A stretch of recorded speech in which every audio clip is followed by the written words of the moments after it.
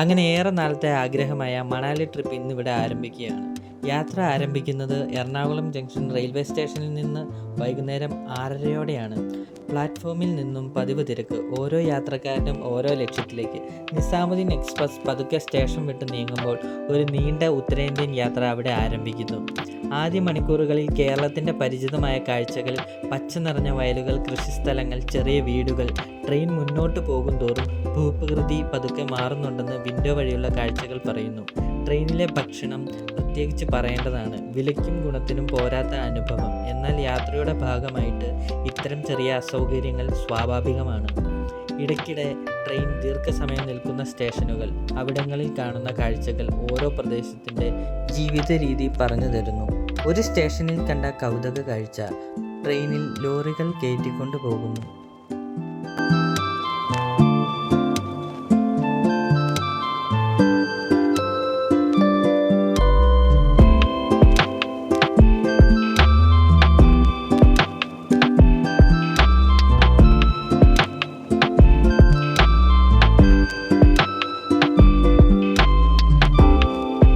യാത്രക്കിടയിൽ രത്നഗിരി സ്റ്റേഷൻ. വെറുതെ ഒരു കൗതുകത്തിൽ ഞാൻ ഇറങ്ങി. സ്റ്റേഷൻ്റെ ചലനം, ചായക്കടകൾ, ആൾക്കാർ, ചെറിയ ഒരു ഇടവേള, പിന്നെ വീണ്ടും അതേ ട്രെയിനിലേക്ക്.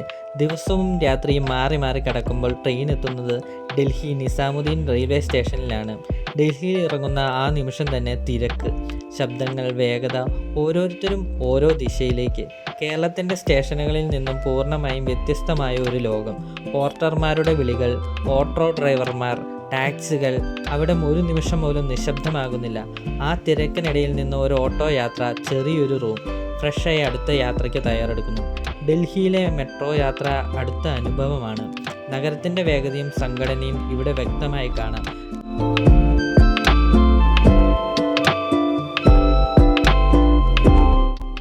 കാശ്മീരി ഗേറ്റ് ബസ് ടെർമിനലെത്തുമ്പോൾ വീണ്ടും തിരക്ക്.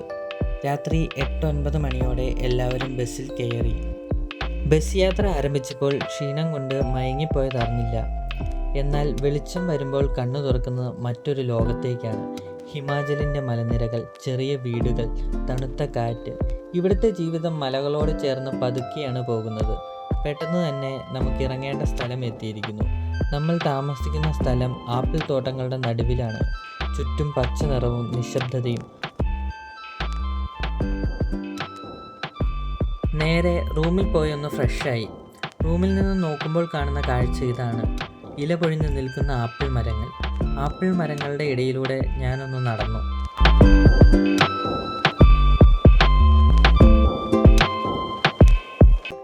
അങ്ങനെ രാവിലെ ഭക്ഷണവും കഴിച്ച് നമ്മൾ ആദ്യത്തെ സ്ഥലം കാണുവാൻ വേണ്ടി പോവുകയാണ്. ഇന്ന് നമ്മൾ പോകുന്നത് ഹഡിംബ ദേവി ക്ഷേത്രത്തിലേക്കാണ്. വനത്തിനുള്ളിലെ ഈ ക്ഷേത്രം മനസ്സിനൊരു പ്രത്യേക ശാന്തത നൽകുന്നു. ക്ഷേത്രത്തിലേക്ക് പോകുന്ന വഴി കാണുന്നത് ഇവിടുത്തെ സ്ത്രീകൾ കൈകൊണ്ട് തന്നെ നെയ്തെടുക്കുന്ന വസ്ത്രങ്ങളും മറ്റു വസ്തുക്കളുമാണ്.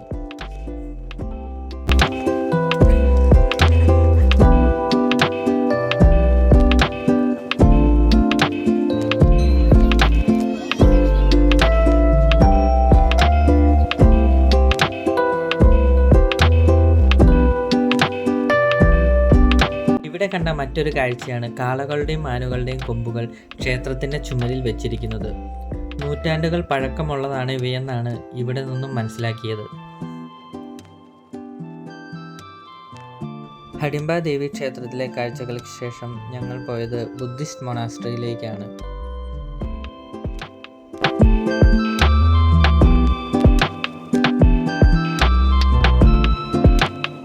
മുമ്പ് തന്നെ ഞാൻ കേട്ടിട്ടുള്ളതാണ് മൊണാസ്ട്രിയിലെ പ്രെയർ വീലുകളെ പറ്റി. പ്രാർത്ഥിച്ചുകൊണ്ട് ആ വീല് കറക്കിയാൽ നമ്മുടെ ആഗ്രഹങ്ങൾ സഫലമാകുമെന്നാണ് ഇവിടുത്തെ വിശ്വാസം.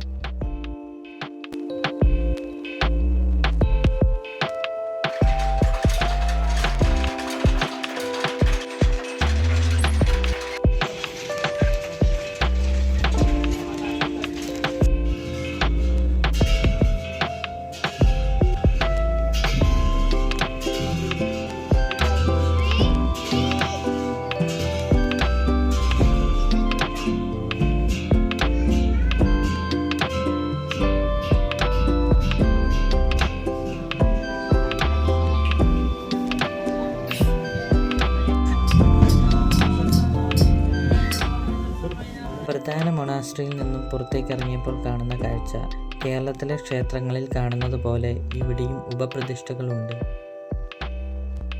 ഇതൊരു കൗതുകമുള്ള കാഴ്ച തന്നെയായിരുന്നു. അടുത്തതായി നമ്മൾ പോകുന്നത് മണാലിയിലെ തന്നെ ഫേമസ് ആയ മാൾ റോഡിലേക്കാണ്. ഇവിടുത്തെ വലിയൊരു മാർക്കറ്റാണിത്. ഇവിടെയുള്ള ആളുകളെക്കാൾ കൂടുതൽ നമുക്ക് കാണുവാൻ സാധിക്കുന്നത് സഞ്ചാരികളെയാണ്. പല പല നാടുകളിൽ നിന്നും വരുന്ന ആളുകൾ ഇവിടെയാണ് ഒന്നിച്ചു കൂടുന്നത്. ആവശ്യമുള്ള സാധനങ്ങൾ വാങ്ങി കാഴ്ചകൾ കണ്ട് ഞങ്ങളും നടന്നു.